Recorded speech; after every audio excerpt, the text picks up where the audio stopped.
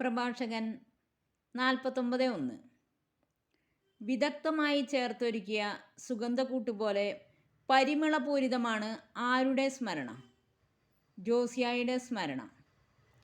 ജോസിയായുടെ സ്മരണ നാവിന് തേൻ പോലെയും വീഞ്ഞു സൽക്കാരത്തിൽ ഡാഷ് പോലെയുമാണ്, സംഗീതം പോലെ.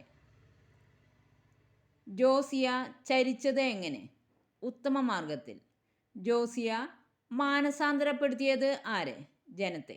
49:2 ഉത്തമ മാർഗത്തിൽ അവൻ ചരിച്ചു, ജനത്തെ മാനസാന്തരപ്പെടുത്തി, പാപത്തിൻ്റെ മ്ലേച്ഛത നീക്കിക്കളഞ്ഞു. 49:3 അവൻ ഹൃദയം കർത്താവിൽ ഉറപ്പിച്ചു, ദുഷ്ടരുടെ നാളുകളിൽ അവൻ ദൈവഭക്തി ബലപ്പെടുത്തി. ഹൃദയം കർത്താവിൽ ഉറപ്പിച്ചത് ആര്? ജോസിയ. ദുഷ്ടരുടെ നാളുകളിൽ ദൈവഭക്തി ബലപ്പെടുത്തിയത് ആര്? ജോസിയ. ആരുടെ നാളുകളിലാണ് ജോസിയ ദൈവഭക്തി ബലപ്പെടുത്തിയത്? ദുഷ്ടരുടെ നാളുകളിൽ. 49:4 ദാവീദ്, ഹെസക്കിയ, ജോസിയ എന്നിവരൊഴികെ എല്ലാവരും പാപത്തിൽ മുഴുകി. അവർ നിരസിച്ചത് എന്ത്? അത്യുന്നതൻ്റെ നിയമം. 49:5 ദാവീദ്, ഹെസക്കിയ, ജോസിയ എന്നിവരൊഴികെ എല്ലാവരും പാപത്തിൽ മുഴുകി. പാപത്തിൽ മുഴുകിയവർ മറ്റുള്ളവർക്ക് അടിയറ വെച്ചത് എന്ത്?